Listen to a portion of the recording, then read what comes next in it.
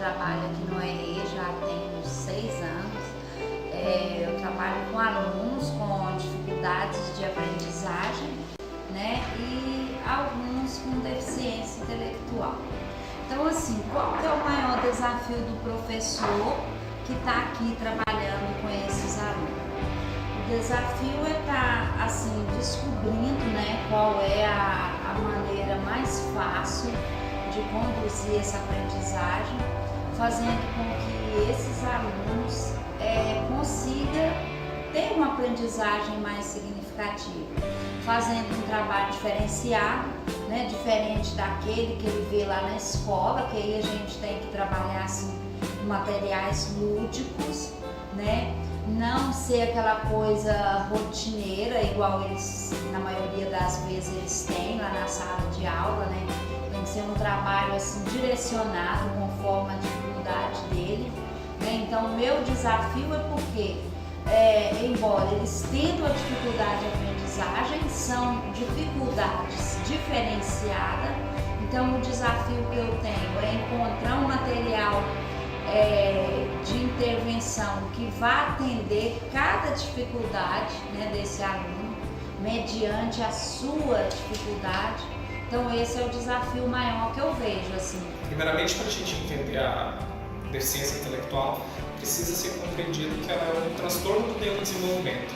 Isso significa que acomete crianças, né, necessariamente antes dos 18 anos, né, o diagnóstico dela tem que ser, o sintoma tem que apresentar antes dos 18 anos para ser oferecido esse diagnóstico. E precisa ficar claro que existe um comprometimento funcional geral e global dessa criança em todos os níveis cognitivos. Ela apresenta disfunções, elas apresentam dificuldades no dia a dia em trabalhar questões de aprendizado, de generalização desse aprendizado, né? E ela não consegue fazer coisas sozinha. Existe um comprometimento no comportamento dela. Existe também um comprometimento na aprendizagem, né, na qual ela não consegue abstrair conhecimento, e tem que ficar claro que existem níveis, desde o mais leve até o comprometimento mais profundo.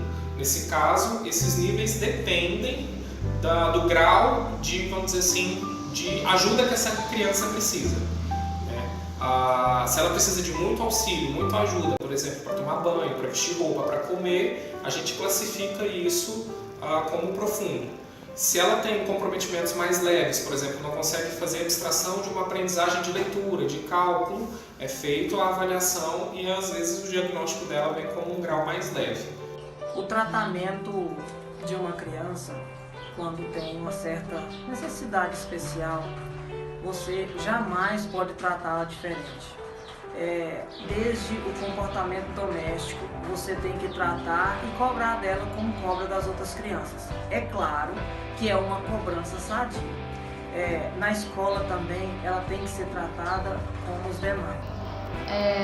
Primeiramente, respeitando o tempo do João Murilo, porque, como eu disse, ele é uma criança que tem TDAH, né? Então, além de ele ter o déficit de atenção, ele é hiperativo. Então, ele tem um tempo diferente do tempo das outras crianças.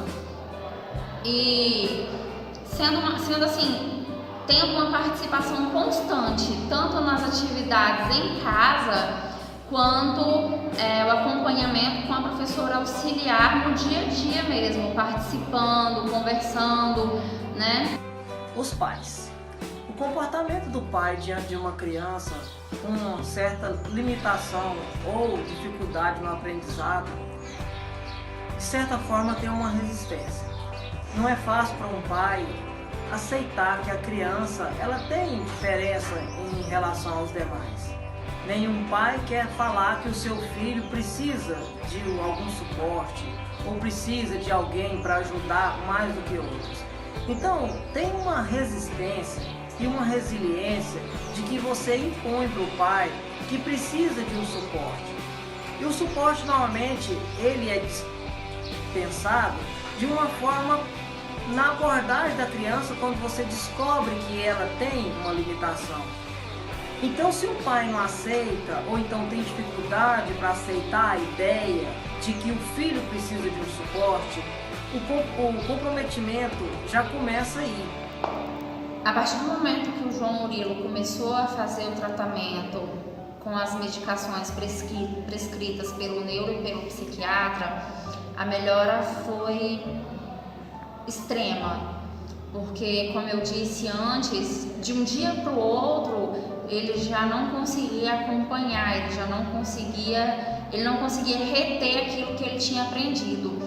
E após ele começar a fazer o uso da medicação, ele começou a ter um desenvolvimento melhor em sala de aula. O João Murilo, ele demonstrava atitudes muito agressivas dentro de sala de aula e sempre muito desafiador. Se a professora falava um não para ele, por exemplo, ele jogava os cadernos para fora, né? E se esticava na cadeira e começava a fazer aquele choro, porém sem lágrima, né?